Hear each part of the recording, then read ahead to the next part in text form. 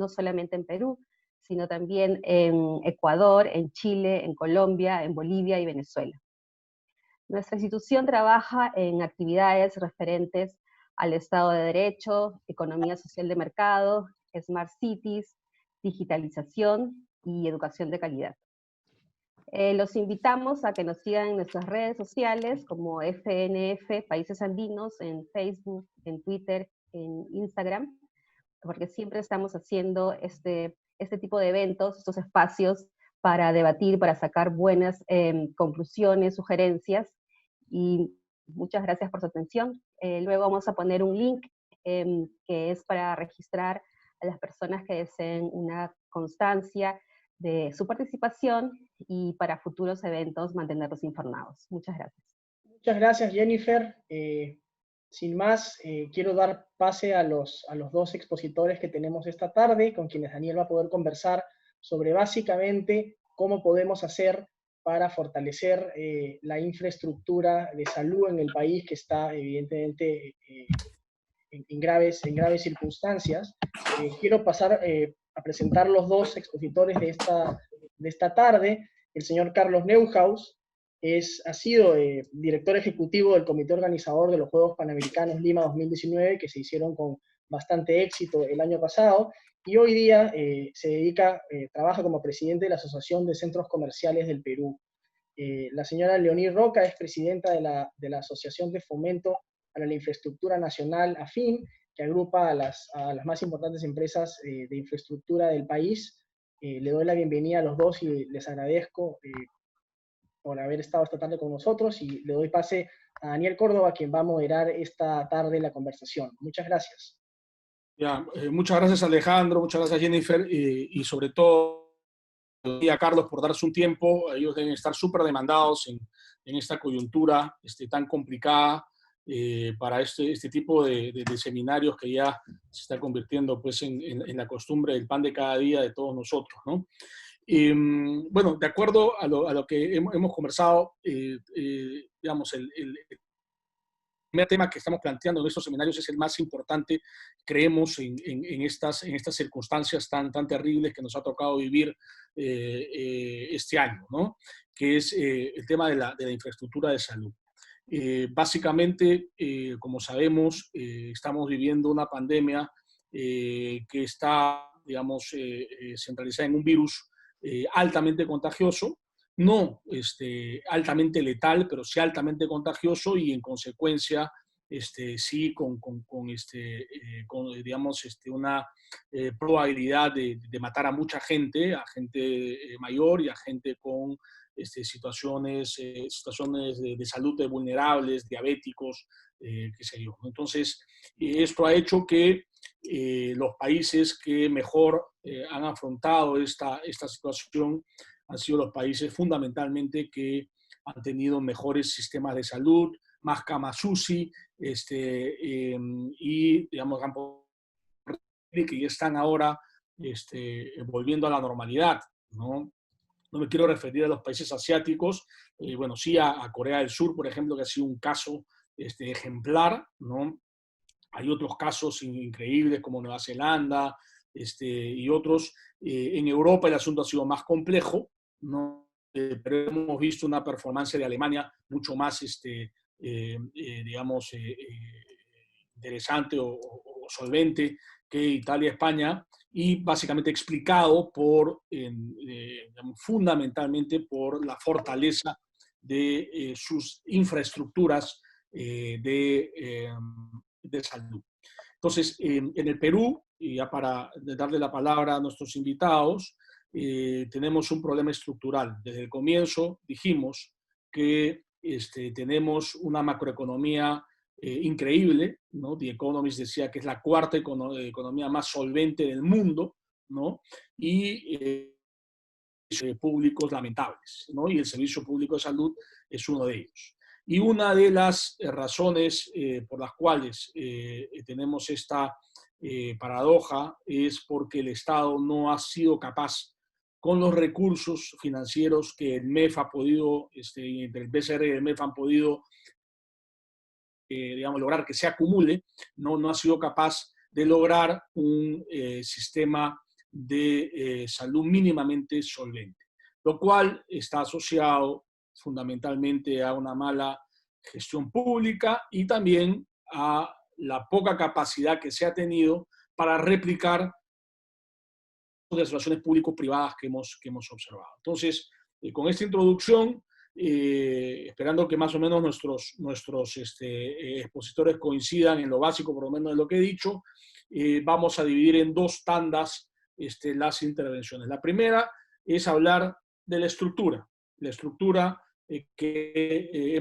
nos ha, digamos, hecho, enfrentar esta pandemia de manera lamentable, con cifras de muertos relativos bastante altas, ¿no? Y ¿cuál es, digamos, estructuralmente, antes de la pandemia, cómo estaba el tema de salud y por qué estaba como estaba, adivinando que estaba mal, ¿no? Que estaba con una situación, digamos, bastante precaria en términos de capacidad de atención. Empezamos por Leonid, que, digamos, creo que tiene las ideas bastante claras al respecto. Gracias, Daniel. Bueno, yo he tenido el privilegio de gerenciar una red de clínicas en el pasado, o sea que tengo experiencia directa en el tema de salud, lo cual es un privilegio porque te permite conocer de dentro muchos de los problemas, ¿no? El sistema de salud en el Perú es un sistema, como se ha venido diciendo en las últimas semanas, en los últimos meses, extremadamente fraccionado.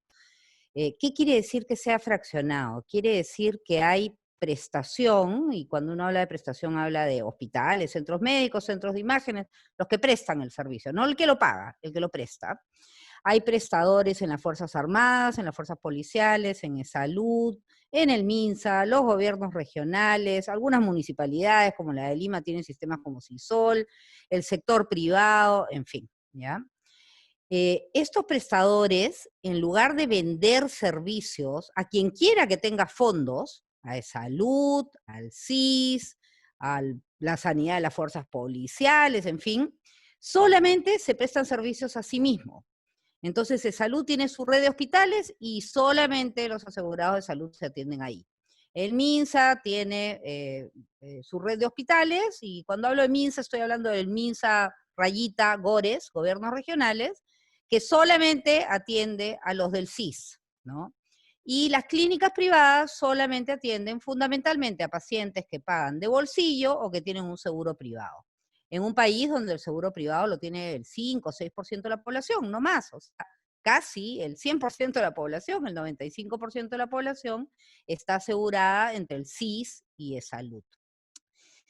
Desde hace muchos años se viene conversando, y desgraciadamente no se ha avanzado en esto, en la necesidad de lo que se llama el intercambio prestacional, que ha vuelto a salir el tema ahora en la discusión.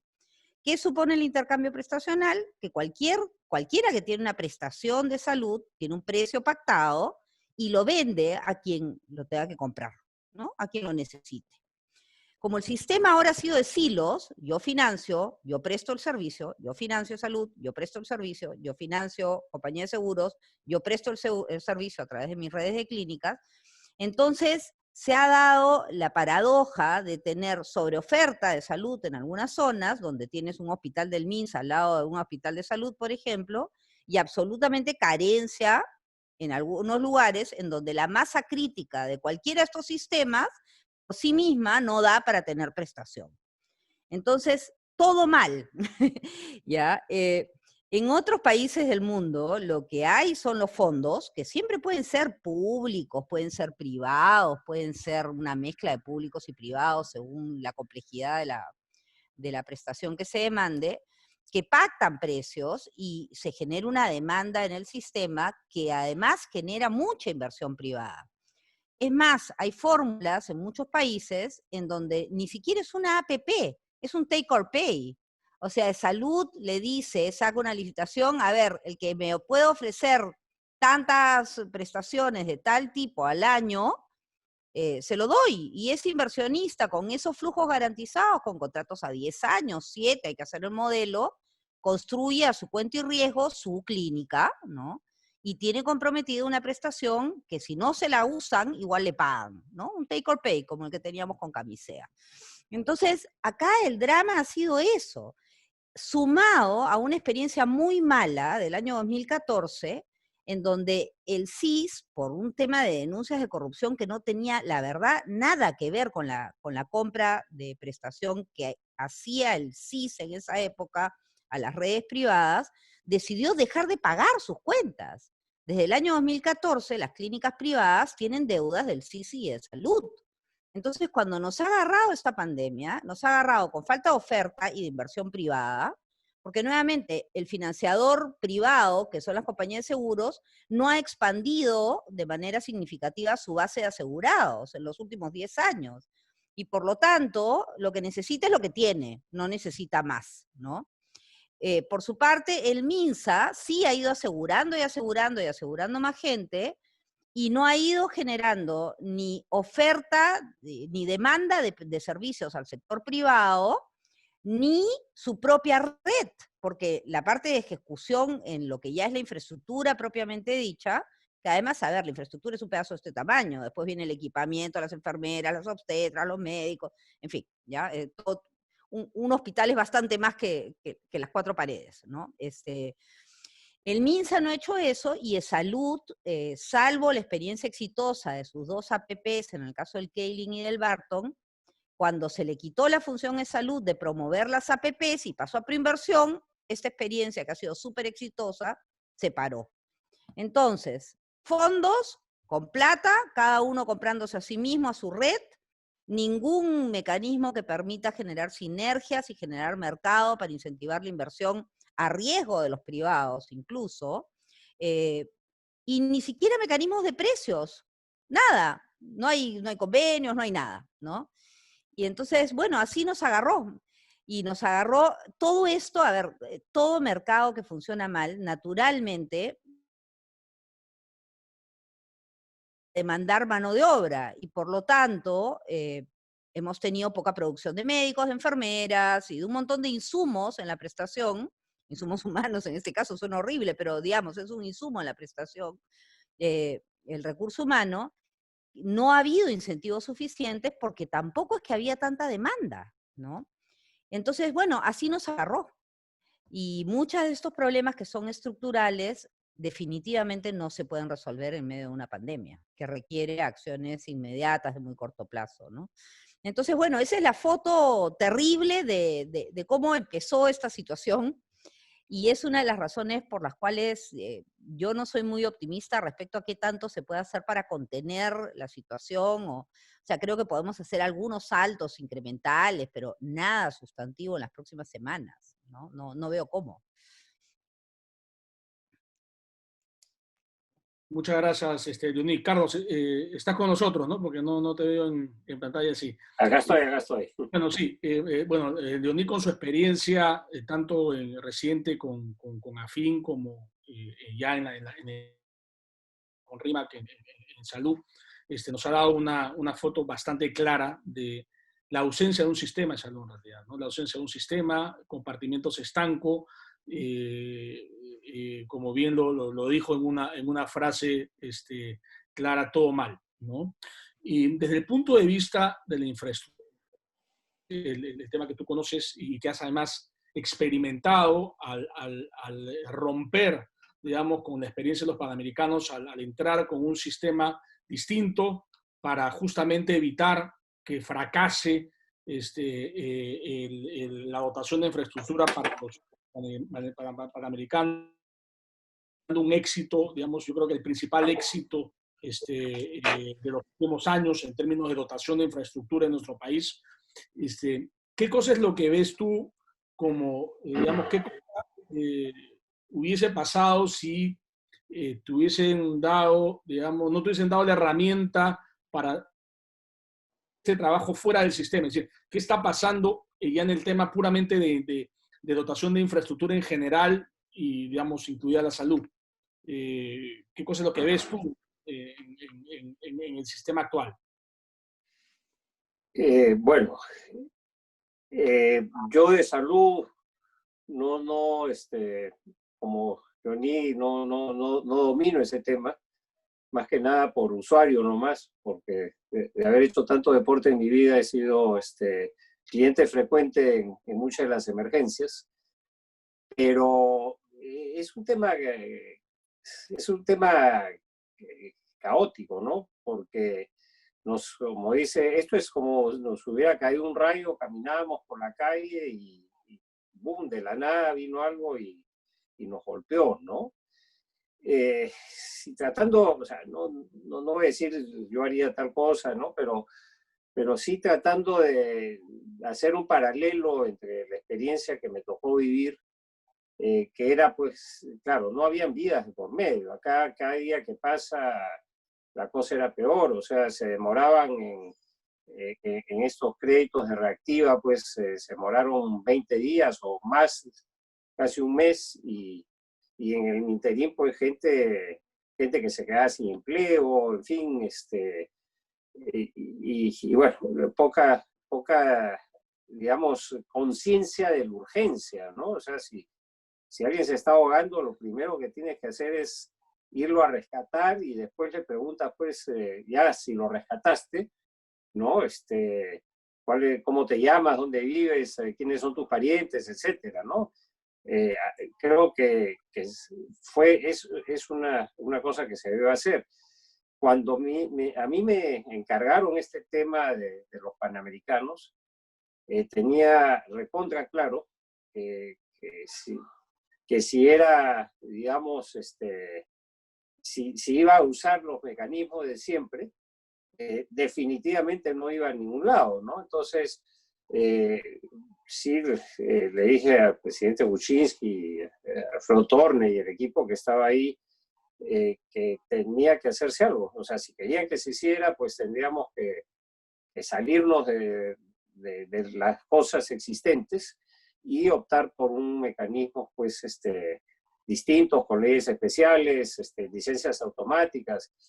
Yo no sé, pero si alguien quiere hacer un hospital de salud, de repente tiene que pelearse con la municipalidad y con los funcionarios ahí de poco alcance que están acostumbrados a probar casitas y de repente le mandan un hospital y bueno, no saben qué hacer o sí saben qué hacer entre comillas, ¿no? Entonces, creo que lo que hicimos es, veamos qué otra forma se puede y encontramos mecanismos de gobierno a gobierno, una pequeña licitación entre los países que habían organizado juegos. Salieron los británicos y los británicos vinieron pues con sus paquetes totalmente innovadores y ellos me contaban que ellos también habían pasado por temas similares, ¿no? Y que tuvieron que cambiar sus modalidades de contratación, modernizarse, todo por internet, ¿no?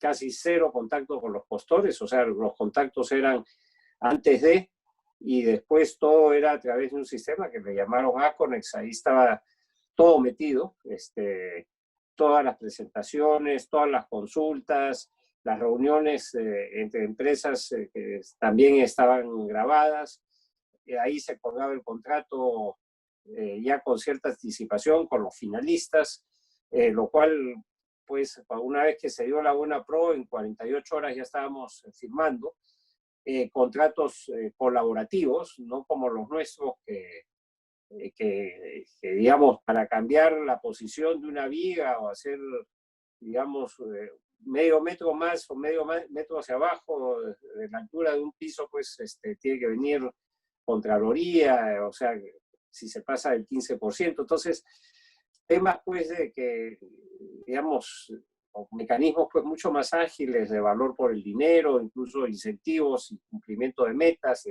en tiempos y costos. Entonces, yo creo que tenemos que cambiar nuestro sistema de contratación radicalmente. Ahora, bueno, las crisis son las que nos hacen avanzar. Y en ese sentido, creo que se va a reaccionar. Por ejemplo, bueno, la unidad de legado, que es la que me ha sucedido en los juegos, hoy día está haciendo hospitales, ¿no? Y está haciendo En este momento está empezando en Cayetano Heredia en estos días y en 15 días va a tener, en realidad no se llaman hospitales, le han puesto un nombre, ¿cómo se llama? De tipo de alojamiento y instalaciones, un nombre que no es hospital, ¿no? Para no caer en todos los problemas burocráticos. Pero sí, y se va a armar, van a poner 500 camas en 5 lugares del país y son 100 camas en el Cayetano Heredia con 40 camas de UCIs. La unidad de reconstrucción con cambios, también parte del equipo de los Panamericanos, está entrando a hacer unos aproximadamente 8 hospitales, 9 hospitales en provincias y en Lima, con 1.300 camas y 120 de UCIs, ¿no? Pero estos están trabajando así contra el reloj.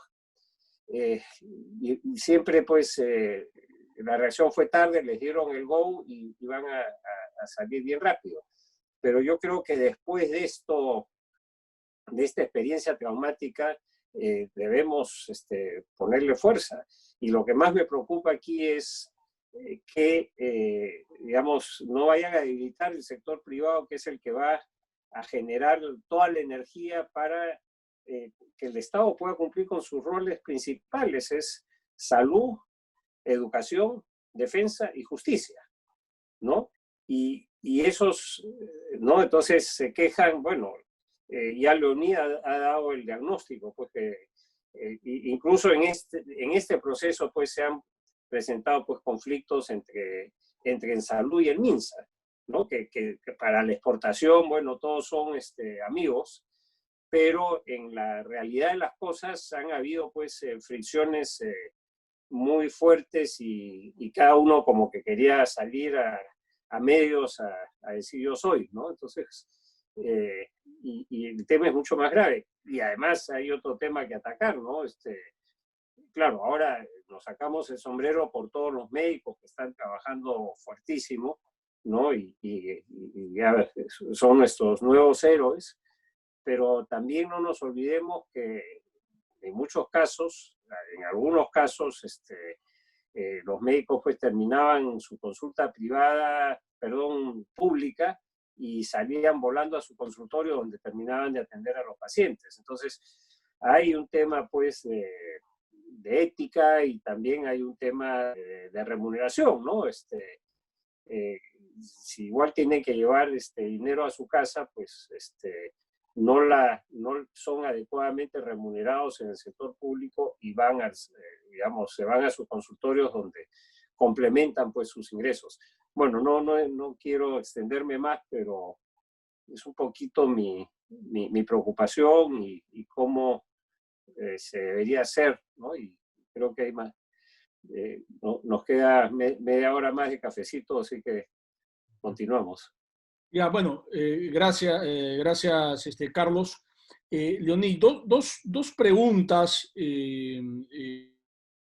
sobre lo que han expuesto ambos, ya mirando hacia adelante y más allá de la pandemia incluso, porque sí yo coincido con Carlos en que toda crisis es una oportunidad, ¿no? Y acá ha habido la oportunidad, digamos, para destrabar y quitar digamos, digamos, los candados, los múltiples candados que existen para que haya más camas. Eso lo han tenido que hacer a la mala, digamos, pero bueno, y es algo momentáneo, pero igual es algo que puede aprovecharse para el sistema.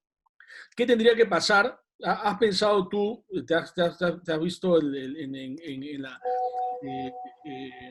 la situación de plantear hipótesis y mecanismos para unificar MINSA y ESALUD, porque son dos sistemas paralelos, en realidad no tiene ningún sentido que hayan dos paralelos, incluso debería tener cierto sistema de integración, como bien lo ha señalado, con el sector privado, pero eso, ¿qué tendría que pasar para que el sistema del MINSA y ESALUD se unifique, por un lado, ¿no? Y por otro lado, ¿qué tendría que pasar para tener más APPs en el sector? O sea, en el último CADE vimos la experiencia de IBT, que es una experiencia, digamos, a todas luces positiva con el salud, pero ¿por qué no hay más? O sea, ¿qué tendría que pasar para que haya más APPs, es decir, gestores, inversionistas y gestores privados para la salud pública? A ver, te suelto algunos datos, ¿ya? En los últimos 10 años se han licitado la construcción de 50 hospitales públicos, ¿ya? De estos 50, hay uno, por ejemplo, en Junín, que está listo, perfecto, totalmente listo, pero no está funcionando. Hay 9 cuyos contratos de construcción quedaron resueltos. Hay 6 que quedaron paralizados. Y solamente 2 de los 50 se terminó la construcción sin problemas, ¿ya? Estamos hablando de La Caja. Nuevamente, un hospital es súper complejo, ¿ya? Bueno, no están equipados, no tienen personal, en fin. Entonces, primer tema en la agenda es que hay que ver ese stock de infraestructuras que están o listas o que están en proceso de terminar para ver cómo las aceleramos y nos garantizamos que las cajas estén listas, ¿ya? Primer tema en la agenda. Empecemos por el stock. Hay cosas que ya están muy avanzadas. Hospitales listos que no funcionan, hospitales a medio de hacer que hay que terminar, licitaciones que hay que corregir para sacarlas rápidamente, en fin, y esto es a nivel nacional. Muchas de estas ejecutadas por los gobiernos regionales. Probablemente ahí haya que empaquetar todo. Yo sé que los gobiernos regionales no quieren saber nada con estos hospitales porque son un dolor de muelas, no saben cómo gestionarlos. Ahora, una vez que tienes la caja, el tema es quién lo gestiona. Y claramente, o sea, a mí me llama tremendamente, yo no he visto esto en ninguna parte del mundo, a un ministro de salud o a una presidenta del Seguro Social repartiendo equipos de protección personal. O sea, eso demuestra el nivel de microgestión que tienen las cabezas de nuestros sistemas de salud. Ni la presidenta del Seguro Social, ni el ministro de Salud deberían estar repartiendo equipos de protección personal. Esos son sistemas de logística de abastecimiento que deberían estar totalmente entregados a alguien que sea un especialista en esto, que se encargue de comprar, distribuir, garantizar tiempos de entrega y todo lo demás. Es de locos, ¿ya?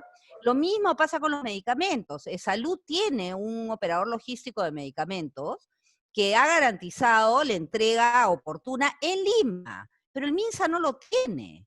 Y Salud tampoco lo tiene en provincias. Entonces, ahora recién, la semana pasada, han sacado este pack de medicinas críticas con esta autorización de comprar 200 millones de soles de medicina, que va a permitir que te llegue la medicina a tu casa o a este programa que se llama farmacia vecina. Es decir, tienes tu teleconsulta, te mandan tu acitromicina, en fin, el pack de cosas, y vas y recoges, ¿no?, tu sobrecito.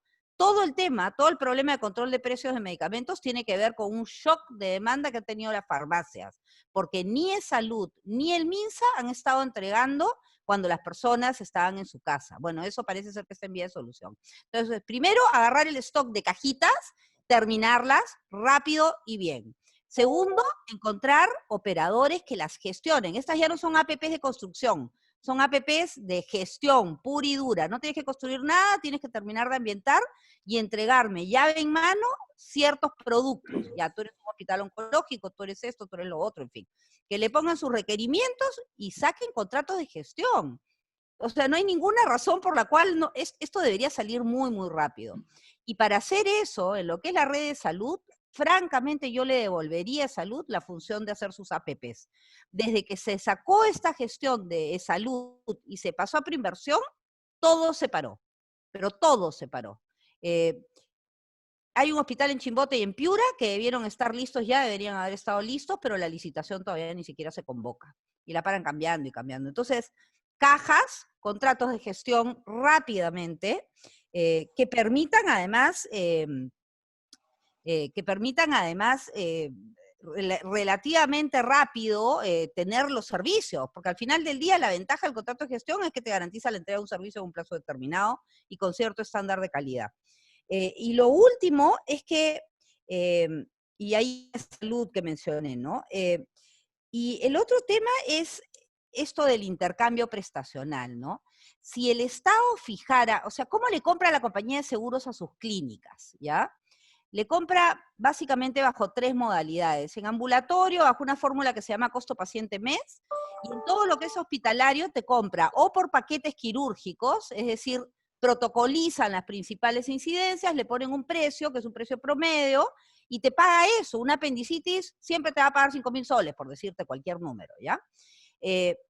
Lo que tiene que hacer el Ministerio de Salud es protocolizar sus 50 intervenciones o 100 intervenciones más críticas, haces tu protocolo, tu guía de práctica clínica, sacas un poquito las desviaciones, le sacas un costo y se sabe que el MINSA paga por una apendicitis 5.000 soles. El CIS, ¿no? O se sabe que Salud paga, todo el mundo paga 5.000 soles. Entonces, es bien sencillo. El empresario que quiera invertir sus recursos en hacer una clínica con su dinero, puede perfectamente venderle a E-Salud, al CIS, a la Sanidad de la Fuerza. Nuevamente, acá lo que se trata es que la oferta sea para todos los fondos. Pretender juntar el fondo de salud con el del MINSA es imposible, porque tienen coberturas distintas. La cobertura del CIS es del PEAS, del Plan Esencial de Aseguramiento de Salud. La cobertura de salud es completa, te puede dar cualquier cosa y es completísima.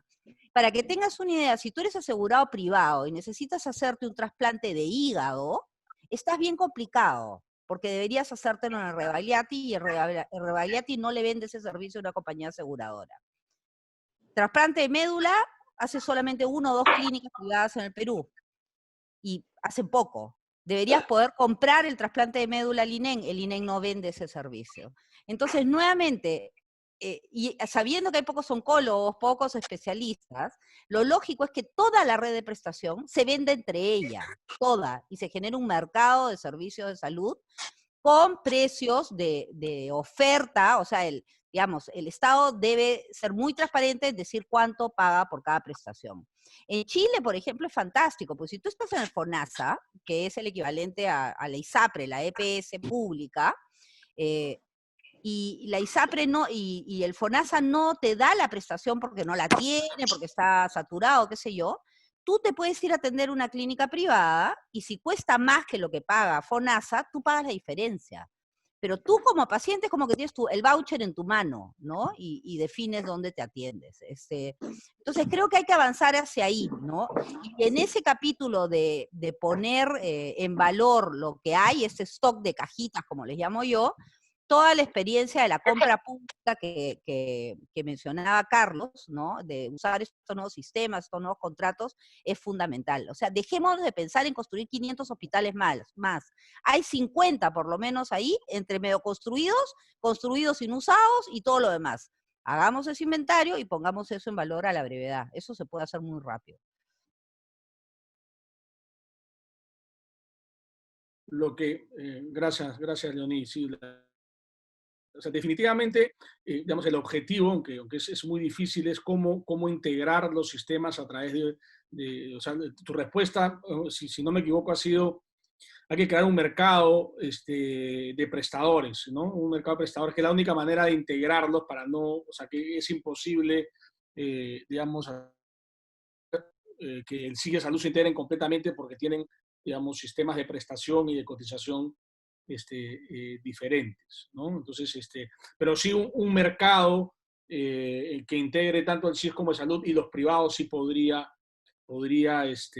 lograr una integración de los servicios que no existen en este momento, y lo cual es grande. Como también hay un tema que un expresidente de salud me decía, que la inversión no se hace con una lógica de redes, ¿no? Es lo que decías al comienzo, tú, ¿no? Hay lugares en los cuales hay sobreoferta, ¿no? Y hay lugares en los cuales no hay, digamos, no hay oferta, ¿no? Y San Juan de Lurigancho, por ejemplo, era un caso típico que se mencionaba en el verano, cuando se hablaba de salud en la campaña electoral, ¿no? Entonces, ese es un primer punto, pero lo que yo quisiera contrapreguntar rápidamente, antes de pasarle la pelota a Carlos, esto de regresarle las APPs a salud, porque Proinversión lo hace mal,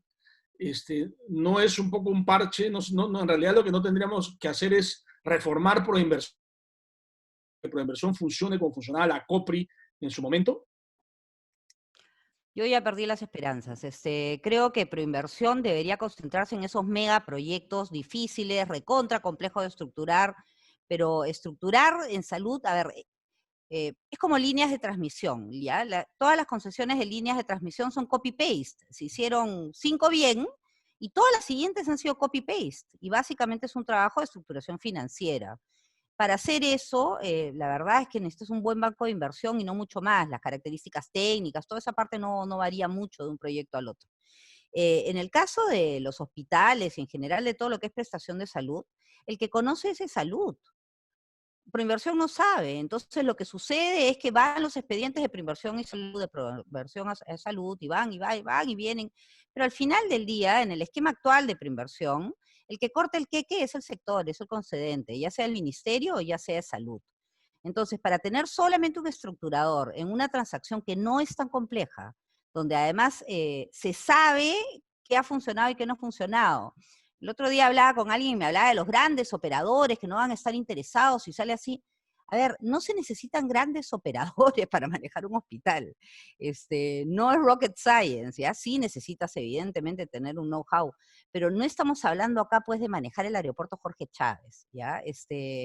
Y ningún proyecto es tan grande, el Kaylin y el Barton tienen cada uno más o menos 240 camas, que es un tamaño típico de un policlínico nivel 2, que es lo que más se necesita, ¿no?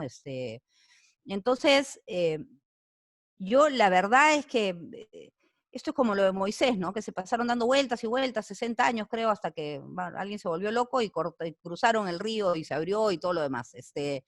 Pero normalmente, cuando algo no ha funcionado durante tanto tiempo, ¿qué te hace pensar que va a funcionar mejor?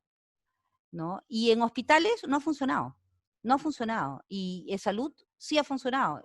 Salud hizo 4 APPs y tenía 11 más en proyecto, pero le quitaron la función, ¿no? Entonces, si ya lo hacía bien en Salud, vienen funcionando bien, la de logística, la Torre Treca, que debe salir este año en algún momento, y el Kaylin y el Barton, ¿para qué seguimos cargando Proinversión? Que Proinversión se dedique a esos otros proyectos, no obras de cabecera, en fin, tiene un montón de otros proyectos importantes que sí tienen una complejidad que demanda ese know-how estructurador, ¿no? De buscar grandes inversionistas y demás. No creo que estemos hablando de lo mismo en el caso de la red de salud. Gracias, Leoní. Carlos, aprovecho para transmitirte unas preguntas del público, ¿no? La primera, bueno, la primera es replicar la pregunta que le hice a Leoní de una manera distinta, ¿no? O sea, ¿qué posibilidades le ves tú a replicar los acuerdos gobierno a gobierno para el caso de salud y otros sectores? Es decir, cómo digamos, mitigar digamos, de la misma manera que hizo con los panamericanos, nuestras carencias de gestión con acuerdos gobierno a gobierno para, digamos, no sé, se me ocurre con Corea del Sur o con España, se hace un acuerdo gobierno a gobierno para hacer un paquete de hospitales y de centros de salud o de redes. ¿Tú crees que funcionaría? Esa es mi pregunta. Ahora, del público recojo 2 preguntas, hasta 3. La primera es cómo el tema del control concurrente de la Contraloría, ¿cómo fue tu experiencia? Que fue, yo creo, es algo que se ha estado comentando bastante para no tener, digamos, una traba en la forma en la cual Contraloría hace su trabajo, ¿no? Lo segundo es si hubo la experiencia que tuviste con los proveedores pymes, ¿no? Que también es, por ahí me han filtrado de mis amigos pymes la pregunta, pero digamos que es válida también, digamos, para el sector salud, ¿no? Que hay mucho implemento que puede comprarse a pymes y de esa manera tratar de contribuir con el incentivo a la producción local de los insumos no complejos, evidentemente, ¿no? Textiles, qué sé yo. ¿no? Y esas serían en realidad las dos preguntas del público y la mía. Ya, gracias, Daniel, tomo nota. Comentario primero, gobierno a gobierno, nosotros lo usamos porque las leyes nacionales no te permitían avanzar rápido. Entonces, la particularidad del gobierno era, número uno, que te traía modelos innovadores, ¿no? Y yo he tenido la experiencia de haber construido también, o sea, no soy ingeniero, pero creo que tengo varios metros cuadrados en mi haber, y estando en el sector privado, pues la capacidad de ejecución en el Perú de las empresas peruanas es muy buena, ¿no? Y de eso creo que es algo que los mismos del exterior se sorprendían cuando los ingleses me venían acá y me decían, oye, nosotros pensábamos pues que la construcción iba a ser un caos, y mucha disciplina laboral y muy buen planeamiento.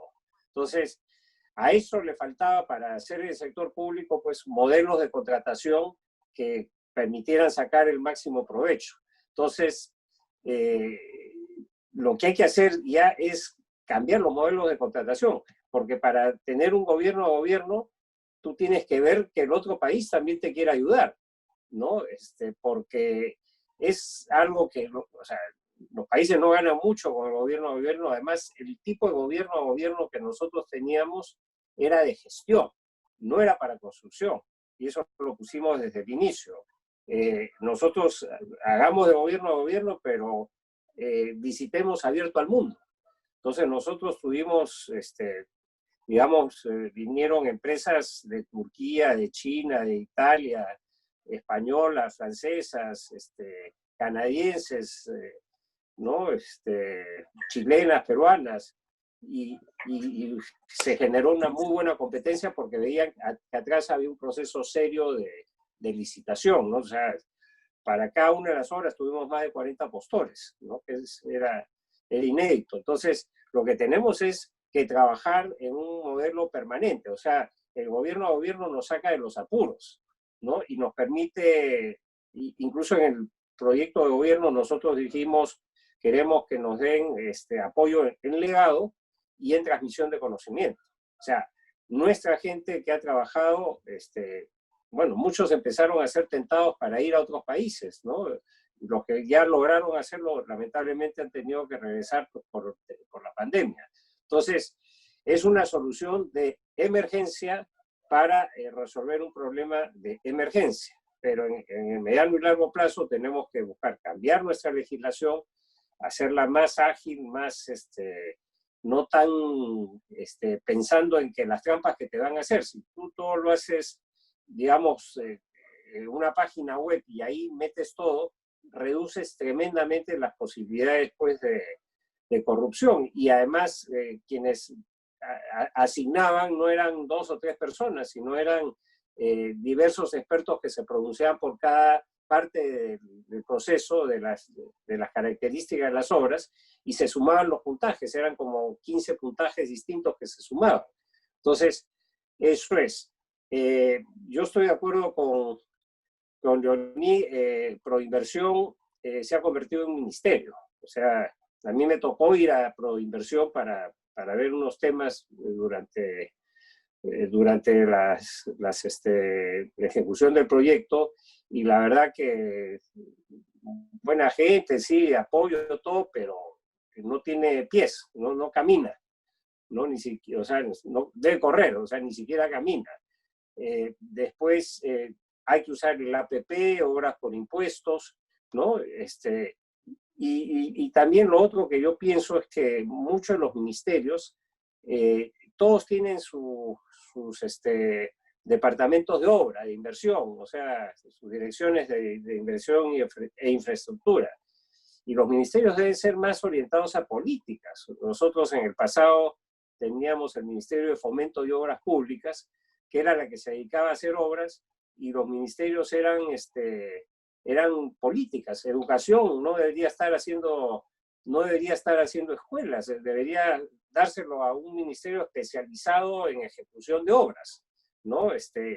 Y eso en todo, pues, salud debería estar dedicado a políticas, exigir, y así incluso dice, bueno, yo quiero estas obras, estos hospitales, policlínicos, lo que sea, y exigirle al otro ministerio que se apure y cumpla. Entonces, si tú tienes un ministerio especializado en obras, vas a ser, creo yo, mucho más eficiente, porque esto, no todos los ministerios se pueden dar estos casos, ¿no? El Ministerio de Cultura, ¿qué tiene que tener para hacer museos? O sea, de hacer museo, pues, otra dependencia, ¿no? El control concurrente. El control concurrente para mí fue, yo había tenido entre el 78 y el 84, había estado Banco Agrario, COFIDE, ¿no? Creo que algunos de los que están escuchando quizás no habían nacido, y veía yo pues que Contraloría estaba como sabueso esperando que la gente se equivocara, metiera la pata o metiera la mano y le caían encima. Entonces, una de las primeras cosas que le pedí al presidente Kuczynski en ese momento es: yo quiero el acompañamiento de la Contraloría, yo no quiero que 6, 8 años después, cuando ya los papeles se perdieron y cada uno ya esté por otro lado, te viene la Contraloría y te empiezan a observar cosas, ¿no? Entonces, para nosotros, alguno de mis colegas me dijo, bueno, estás llamando al diablo.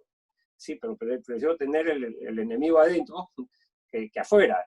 Y fue un proceso que después el Contralor Chang nos lo agradeció, a tal punto que quería llevarse como 40 personas del proyecto a trabajar a Contraloría, que, bueno, se han ido a la reconstrucción, ¿no? Entonces,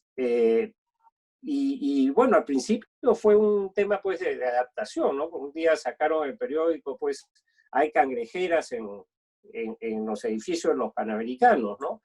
Las cangrejeras suena feo, pero cuando fraguan el cemento se producen como burbujas de aire, y esas, pues, con un método especial, esas burbujitas les inyecta cemento y listo, y es normal y ocurre en todas las obras, ¿no?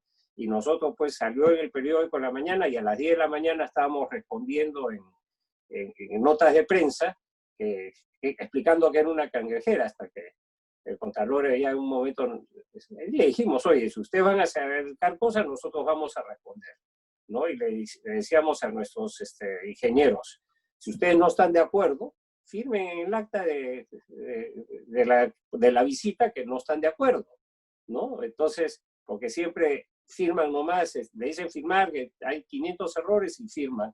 Entonces, era un poco no era de pechar, ¿no? Pero de dialogar al mismo nivel, ¿no?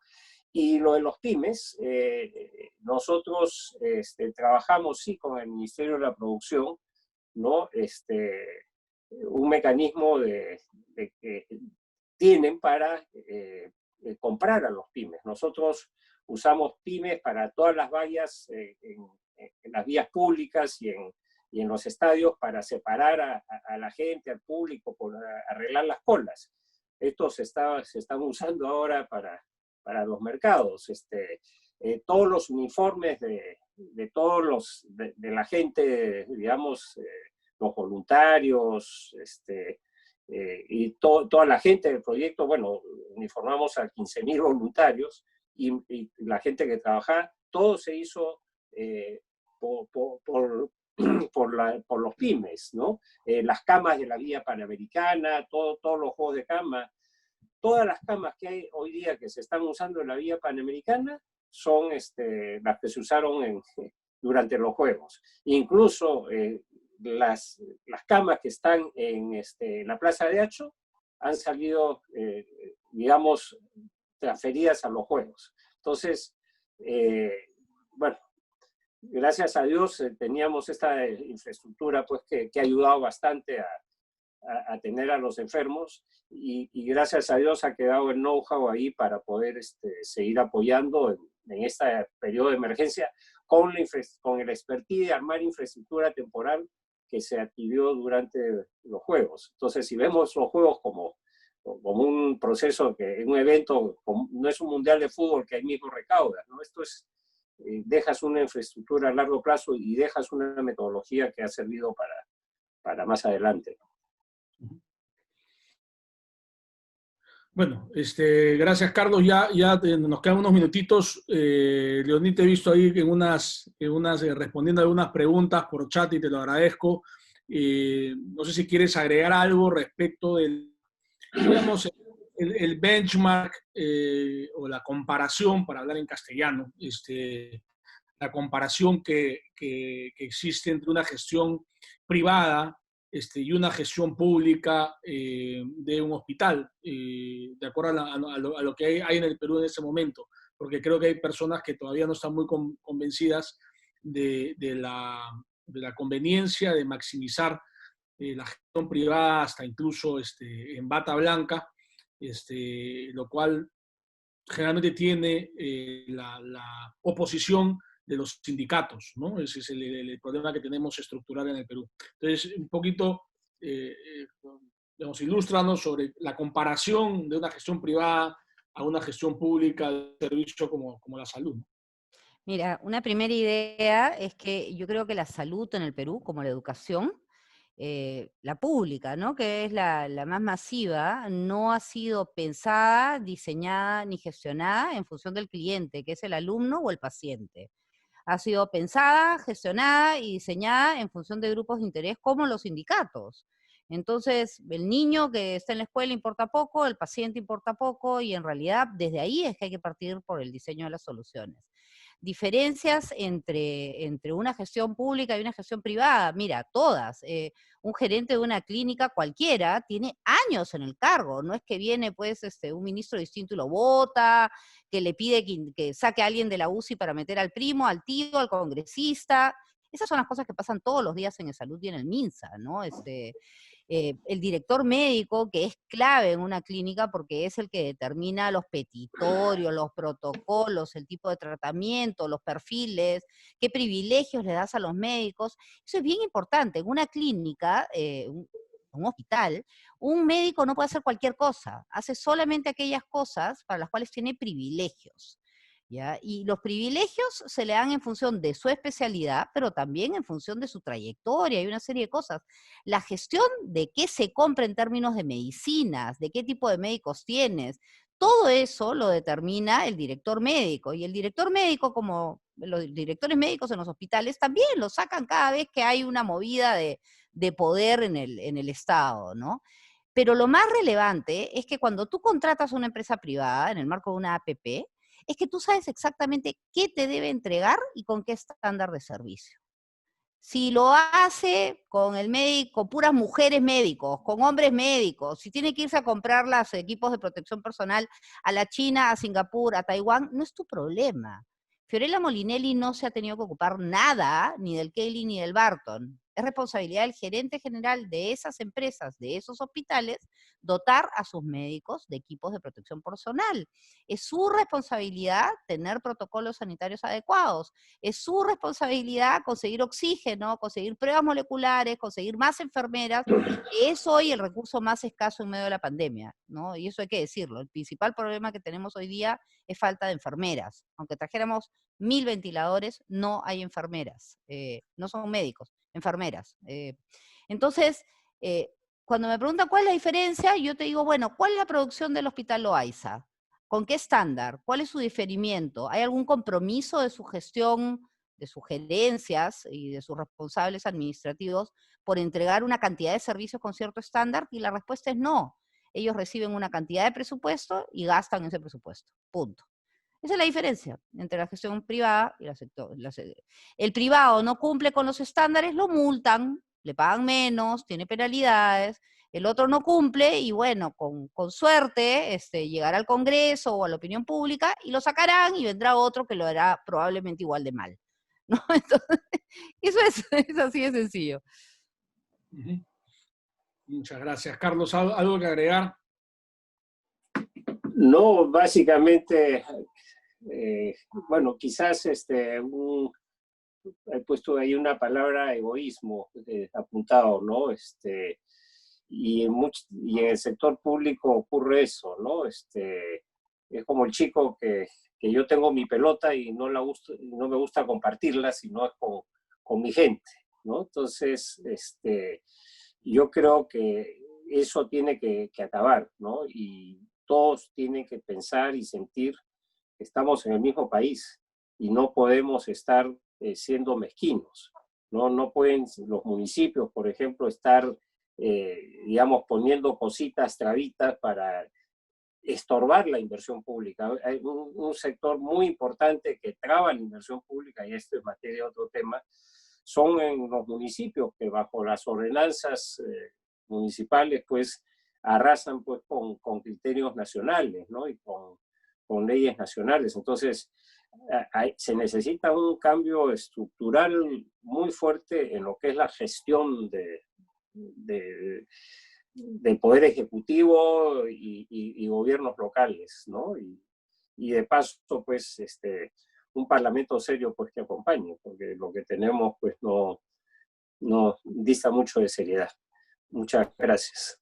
Bueno, muchas gracias a ambos. Creo que ha quedado claro, ha quedado clara la problemática, ¿no? La problemática de un sector desestructurado, un sector que no está integrado, un sector en donde la oferta y la demanda están totalmente desconectadas, un sector en el cual digamos, digamos, se tienen los recursos para invertir, pero no se logra invertir, ya que la inversión pública tiene 1001 avatares que hacen que se trabe todo. Interesantes los números que dio Leonie, los 50 hospitales que en los últimos 10 años se han visitado, los cuales gran parte está inoperativo. Interesante ver que hay casos de éxito, todos, o la mayoría, yo diría todos, los que han sido, lo que se han logrado construir bajo el mecanismo de alianza público-privada, ¿no? La necesidad de reformar el sistema de contrataciones, la necesidad de reformar las instituciones encargadas de prestar los servicios públicos y hacer la inversión pública, la politización, la captación política de estas instituciones que se han convertido más digamos, en centros de captación de rentas para mucha gente que trabaja, que ha sido nombrada por amistades o por favores políticos, ¿no? Entonces, esto simplemente es uno de los casos de nuestro país en los que tenemos los recursos financieros, gracias a la buena gestión macro, cosas bien, y una carencia clara de gestión que hay que solucionar fundamentalmente recurriendo al sector privado, ¿no? Esa creo que es la gran conclusión. Salud y educación pueden brindarse, digamos, fuertemente al sector privado, no necesariamente, evidentemente, defensa, justicia, seguridad no, pero estos servicios, digamos, no es incompatible dar un buen servicio social, todo lo contrario, es totalmente compatible dar un buen servicio social asistido y servido por empresa privada. Bueno, muchas gracias a todos por su asistencia, a los dos expositores, a la Fundación Naumann, y bueno, la próxima semana tendremos otro de estos cafés sobre el tema ya de las pymes y el financiamiento de la microempresa en este contexto de pandemia. Buenas noches a todos y gracias por su asistencia.